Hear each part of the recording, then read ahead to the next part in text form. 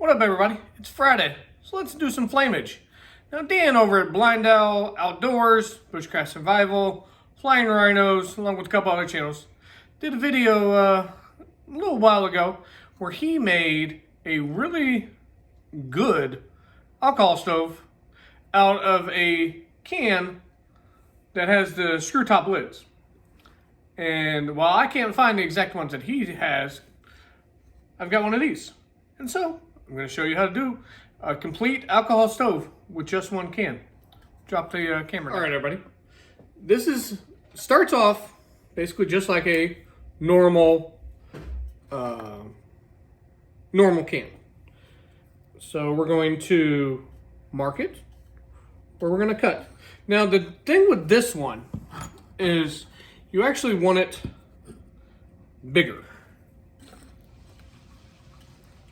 And I'll explain why when we get it all done. So it's going to be twice as tall as I normally do. You can't really see it, but there's a line on there. Let's get that cut. I'll be right back. All right. Got that going. Now, one thing you want to make sure that you're careful with, I don't know why, but these cans are nowhere near as strong as regular pop cans. Okay. Now, what we're going to be doing with this other one here is this is going to end up in here. But there's a couple things that we need to do beforehand. First off, we need to cut it down some. And this you're just basically just going to kind of eyeball. You don't really need it in any particular height. But you want to make sure that you still have enough of a gap in this, and I'll explain that. So we'll go, I don't know, about here, about right there, and just try to freehand it.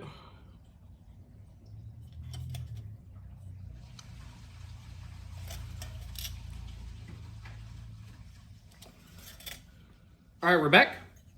Got that all cut off. Now this is similar to every other alcohol stove that has the inner wall. You need to make sure that you have weep holes down here on the bottom. Now Dan, he used a file, but I've got my Harbor Freight knockoff Dremel. I'm just going to use that. All right, everybody. You can see the little divots. I cannot do anything. Yeah, exactly. Anyways, I digress.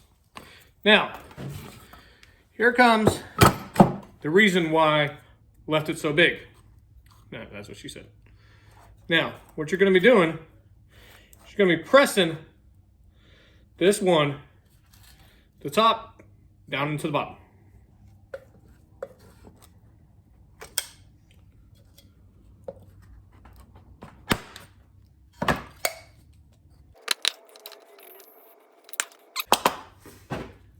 And you can see that's all the way down. Make sure you get it all the way down. Okay? I'm going to trim up the edge so that both the cans are the same height. All right, as you can see, they're pretty much both the same height. Now I'm going to be taking my push pin. Actually, hold on. Stand by one. This is what I screwed up on the first time. Get yourself some tape. Nothing fancy. Just some good old masking tape. And tape a straight line on your can, so that when you're doing your holes, the holes are lined up.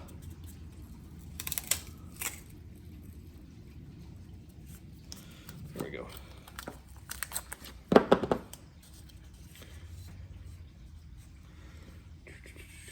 Okay, got it on there. Now, before I start poking holes in here, you can see the inner right there. You need to make sure that your holes are below this, because this is basically your chamber. Just grab something, anything that you can measure the distance on.